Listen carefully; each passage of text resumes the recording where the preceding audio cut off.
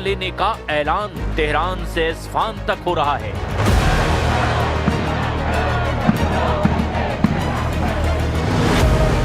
जिस पर ईरान की लीडरशिप ने मुहर लगा दी है। सुप्रीम लीडर अली खामनेई के चाहने वाले सुपर पावर को जला डालने के लिए मचल रहे हैं। अमेरिका से बदला लेने के लिए पूरा ईरान उबल रहा है। ईरान का गुस्सा हदें पार कर रहा है।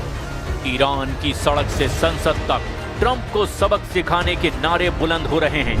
ईरान ने खाड़ी में मौजूद अमेरिकी सैन्य अड्डों को बर्बाद कर डालने के सिग्नल भी दे दिए हैं। हमला किसी भी वक्त हो सकता है। गारंटी इस बात की है कि अमेरिका सबसे भयानक प्रहार झेलेगा। 12 दिन के युद्ध से भयानक इजराइल पर दागी गई हजारों मिसाइलों से ज्यादा विध्वंसक पलटवार करने की धमकी अब ईरान ने दे दी है। ईरान की संसद के स्पीकर मोहम्मद बाघेर कलिबाफ ने भी ट्रंप को चेतावनी दी कि अमेरिका का एक भी सैन्य अड्डा अब सलामत नहीं बचने वाला। जमीन इश्काली व हम तमाम मराकज व पायगाह‌های निज़ामी و کشتی‌های آمریکا در منطقه هدف مشروع ما خواهند بود। ईरान ने प्रदर्शन पर बहुत हद तक काबू करने का दावा भी कर दिया है। फिलहाल ईरान में जिन जगहों पर हिंसक प्रोटेस्ट हो रहे हैं उनकी लोकेशन और हालात भी जान लीजिए। ईरान में प्रोटेस्ट रेट की जानकारी देने वाले CTP-ISW के मुताबिक राजधानी तेहरान में प्रदर्शनकारियों पर अब तक पूरी तरह काबू नहीं पाया गया है। तेहरान में 9 जगह हिंसक प्रदर्शन की खबर है, लेकिन खेरमानशाह, तबरीज, ईलम, बंदर अब्बास और माशेद जैसे सूबों में शांति कायम हो चुकी है। पूरे ईरान में 13 शहरों में 22 बड़े प्रदर्शन 12 जनवरी तक दर्ज किए गए हैं। ईरान में इंटरनेट पर बैन लगाने के बाद बवाल पर ब्रेक लगा है, जिसके बाद इंटरनेट सेवा फिर से बहाल कर दी गई है। हिंसक प्रदर्शन में मारे गए लोगों के जनाजे में भारी भीड़ भी उमड़ रही है। वली मुहिम این بود که به خاطر حرف ایشون عواملی که به دنبال ایجاد اغتشاش بودند رفتن به این که تعداد کشته ها بیشتر بشه که شاید آمریکا رو به دخالت بکشونن. ईरान अब पलटवार के लिए तैयार है, लेकिन इजराइल अमेरिका ने अब भी ईरान में खामनेई के तख्ता पलट की उम्मीद नहीं छोड़ी है। इजराइल के पीएम नेतन्याहू ने ऐलान कर दिया कि ईरान में आजादी का आंदोलन बहुत जल्द कामयाब होगा। नेतन्याहू ने खामनेई पर बेगुनाहों के नरसंहार के आरोप भी लगा दिए हैं। ישראל עוקבת בדריכות על הנעשה באיראן. הפגנות למען החירות התפשטו ברחבי המדינה. העם בישראל, העולם כולו, משתאה מול הגבורה האדירה של אזרחי איראן. ישראל תומכת במאבקם לחופש. ट्रंप पहले ही साफ कर चुके हैं कि ईरान को ढहाने का ये सबसे अच्छा मौका है। वो ईरान को पीट पीट कर सुधारने की धमकी दे रहे हैं। इसीलिए ईरान चाहकर भी युद्ध से बच नहीं सकता। जाहिर है, युद्ध टलेगा नहीं तो ईरान पूरे दम से लड़ेगा। लड़ाई में ईरान को वेनेजुएला समझने की भूल ट्रंप को भारी पड़ सकती है, क्योंकि ईरान को सुपर पावर की सबसे कमजोर नस मालूम है, और वो है अमेरिका की आर्मी। ईरान के पास लगभग 6 लाख एक्टिव सैनिक हैं। इनके साथ ईरान लाखों सैनिकों की रिजर्व फोर्स और अर्धसैनिक बल रखता है। वहीं अमेरिका के पास करीब 3.5 लाख आर्मी नेशनल गार्ड और करीब 2 लाख रिजर्व फोर्स है।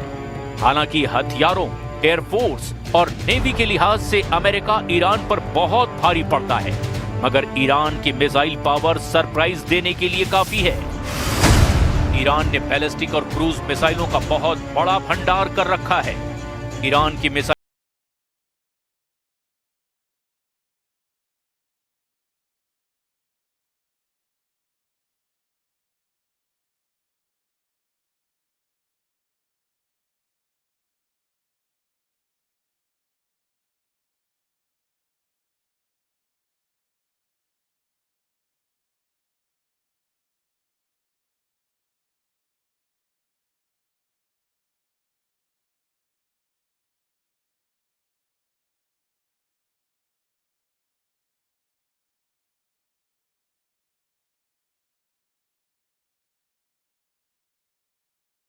1000 ایرانی آلوده است در جنگ 12 روزه. هزار و اندی از هممیهنان ما، حالا غیر از سرداران و دانشمندان و بزرگان، از آحاد مردم به شهادت رسیدن.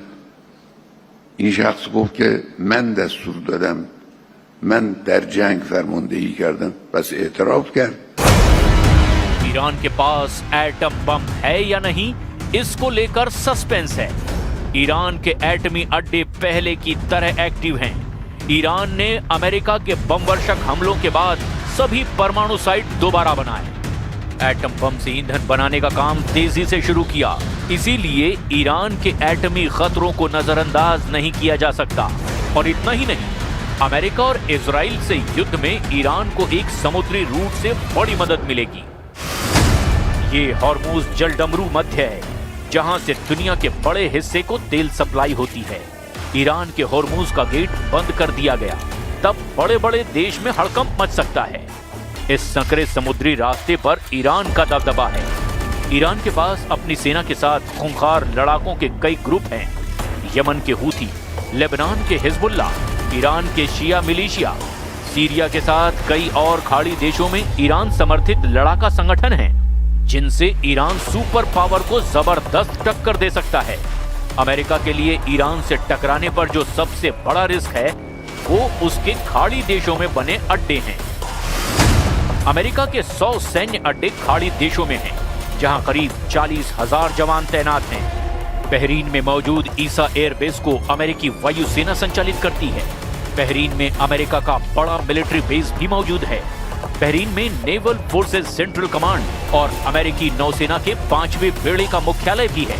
इसके अलावा भी अमेरिका के Kuwait, Oman, Iraq, Jordan, Philippines, Qatar, Saudi Arab, Seychelles, Syria, Thailand और संयुक्त अरब अमीरात में सैन्य अड्डे मौजूद हैं। ट्रंप को भी पता है कि ईरान पर हमले के बाद करारा जवाब मिलेगा। यही वजह है कि प्रेसिडेंट ट्रंप अब भी ईरान से बातचीत के लिए तैयार हैं। The leaders of Iran called, they want to negotiate. I think they're tired of being beat up by the United States. Iran wants to negotiate, yes. We may meet with them. I mean, a meeting is being set up. But we may have to act because of what's happening before the meeting. But a meeting is being set up. Iran called, they want to negotiate. Trump के दावे अपनी जगह हैं, लेकिन हकीकत ये है कि ईरान ने आज तक अमेरिका के आगे घुटने नहीं टेके, न कभी अमेरिका के प्रतिबंध की परवाह की। ईरान को अमेरिका से कई हिसाब बराबर करने हैं, जिनमें कुद्स फोर्स के कमांडर कासिम सुलेमानी की मौत का बदला है, जिसमें गाजा में हमास के सफाए में अमेरिकी मदद है, जिसमें लेबनान में ईरान समर्थित हिजबुल्ला पर इजराइल का हमला है, जिसमें यमन के हूथी फाइटर्स पर अमेरिका की बमबारी है। ईरान अमेरिका की ऐतिहासिक दुश्मनी सिर्फ धमकी और चेतावनी तक सीमित नहीं। ईरान ने साल 1979 में अमेरिका को ताकत का एहसास कराया था। तब आयतुल्लाह अली खामेनी क्रांतिकारी थे, उनके लीडर थे रूहुल्लाह खामेनी।